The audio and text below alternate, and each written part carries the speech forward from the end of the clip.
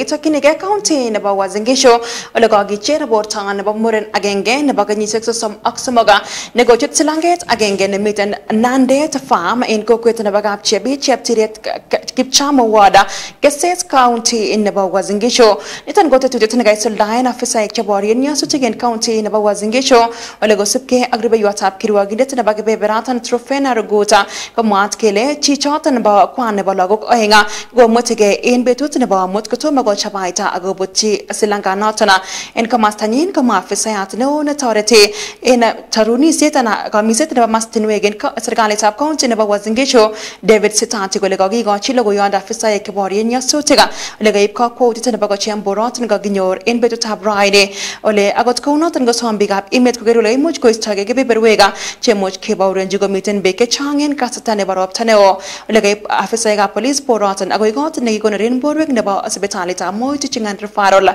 nemiten nganaset nebo Eldoret. Mtu alikuwa ameenda street katika stare yake akasama katika kitimbwe sehemu ya Cheptiret, na wakati tulisikia hiyo tukachukua hatua ya haraka kama si kwa sababu hiyo ndio kazi yetu tunafanya kusima moto, na pia tunafanya kazi ya kuokoa maisha na mwili. Hata kama mtu amepoteza uhai, si tunafanya kazi ya kuokoa.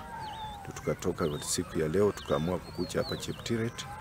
Tumefika na tukaonyeshwa ile eneo ambalo alikuwa ameingia, na ukisikia ni kama alikuwa hana nguo kwa sababu ule mtu ni kama alikuwa amekuja ni kuokelea ama alikuwa anafanya stare yake.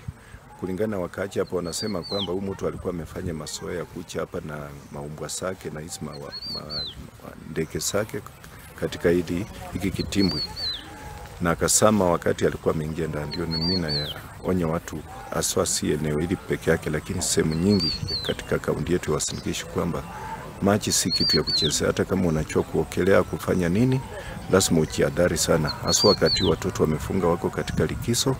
Tunaomba sana tuchunga watoto wetu kwa sehemu ya maji, waepukane nayo sana, ikwe katika kitimbwi, kisima yote waepukane na vitu kama hizo. Tulikuwa na shughuli ya kutoa mwili ya mtu anaitwa Protus Marendich. Ako na miaka 34, aliangukia maji jana kiajali. Huwa ni kawaida yake kuingia hii maji, lakini jana ikawa na ajali, akaslide akaingia hiyo maji.